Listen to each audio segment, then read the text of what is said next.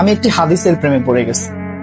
হাদিসটা হচ্ছে ঠিক এমন যে যখন বান্দা একটি ঘরে কান্না শুরু করে এবং তখন আল্লাহর ফেরেশতারা বলে যে আল্লাহ তোমার এই বান্দাটা কি জন্য কষ্ট পাচ্ছে, এবং ফেরেশতারা আল্লাহর কাছে কান্নাকাটি করে বলে যে তার মনের ব্যথাকে তুমি আল্লাহ কমিয়ে দাও। তখন আল্লাহ তাআলা বলেন যে আমার বান্দা এমন কোনো কিছুর মায়া পড়েছিল বা ভালোবেসেছিল যা আমার চাইতে সে বেশি ওই জিনিসটার প্রতি ভালোবেসে ফেলেছিল। আমি আমার বান্দার কষ্ট আমি বুঝি এবং আমি দুঃখী মানুষের মানে ভগ্ন হৃদয়ের মানুষের খুব কাছাকাছি অবস্থান করি। কত দূর? এক হাত দূরে আল্লাহ তাআলা অবস্থান করেন। এবং আরেকটা কথা হচ্ছে ফেরেশতারা তখন বলতে থাকে আল্লাহ তুমি চাইলেই কি সেই বান্দার সেই অভাবগুলো তুমি পূরণ করতে পারো না?